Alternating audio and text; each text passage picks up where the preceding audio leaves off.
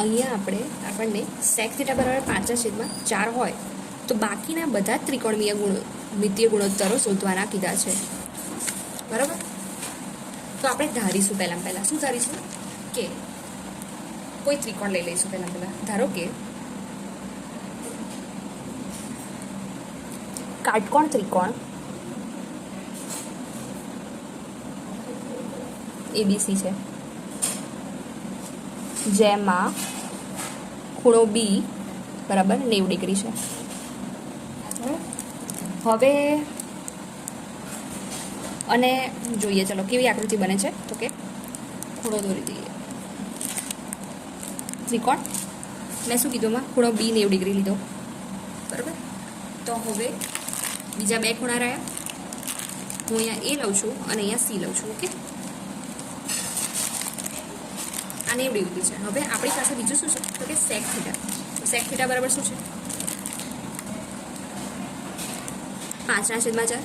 અને sec θ એટલે થાય શું તો કે કર્ણના, આમ સામાન્ય સૂત્ર શું છે કર્ણના છેદમાં પાસેની બાજુ છે.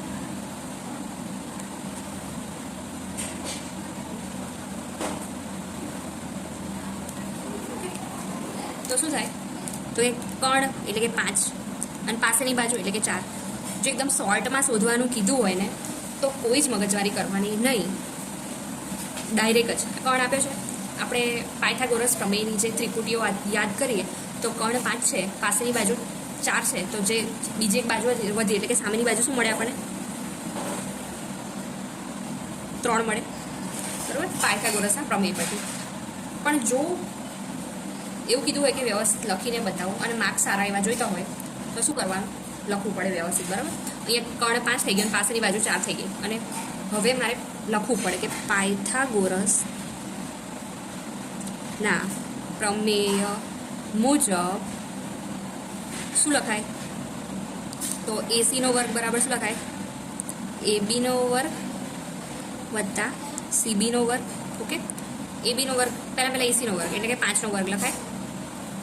હવે પાસેની બાજુ જો હું આને કાટકોણ ત્રિકોણ નહીં પણ આપણે આ ખૂણો થીટા બરાબર એ લઈએ, બરાબર, તો મને અહીંયા એની પાસેની બાજુ મળે, આ સામેની બાજુ મળે અને આ કર્ણ મળે, બરાબર.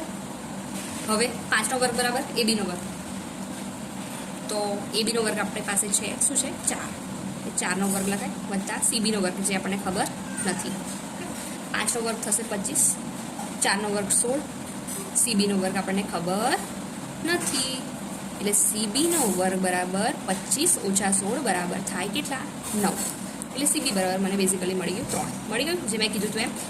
આના માટે પાયથાગોરસની અમુક જે ત્રિપુટીઓ છે એ બધી યાદ રાખવાની, જેનાથી આપણે વધારે સફર ના કરવું પડે. MCQ પૂછાય ને તો ડાયરેક્ટ જ ત્રિપુટીઓ જ યાદ રાખવાની. એક 3 4 5 છે, પછી બીજી છે, તો એ રીતે બધી યાદ રાખવાની ત્રિપુટીઓ. નેક્સ્ટ હવે આપણે સાઇન થીટા શોધવાનું. તો સાઇન થીટા બરાબર તો સામેની બાજુ ભાગ્યા કર્ણ, તો સામેની બાજુ 3 બરાબર અને ભાગ્યા કર્ણ કેટલા છે 5 મળી ગઈ. પછી કોસ થીટા આવે, કોસ થીટા બરાબર શું લેવાનું પાસેની બાજુ ભાગ્યા કર્ણ એટલે કે સેકનું જ ઊંધું થાય એટલે લખાઈશું 4/5, બરાબર. આ વિડીયો શોર્ટમાં રીલ મૂકું છું એટલે શોર્ટમાં સમજાવું છું. ઓકે, કોસેક છે ને એ સાઇનનું ઊંધું છે એટલે લખાઈશું કોસેક થીટા બરાબર 5/3, બરાબર. પછી સેક એક કોસ ઊંધું છે જે આપણી પાસે ઓલરેડી છે એટલે આપણે નહીં શોધીએ. બેઝિકલી રહ્યું હવે ટેન થીટા બરાબર સાઇન થીટાના કોસ થીટા. કાં તો બીજા સ્વરૂપમાં કહીએ તો કે સામેની બાજુ ભાગ્યા શું થાય પાસેની બાજુ. તો સામેની બાજુ આપણી પાસે 3 છે, પાસેની બાજુ આપણી પાસે કેટલી છે 4, મળી ગયું 3/4. કોટ છે ને એ બેઝિકલી 10નું ઊંધું છે તો હું 4/3 ડાયરેક્ટ લખી દઉં છું.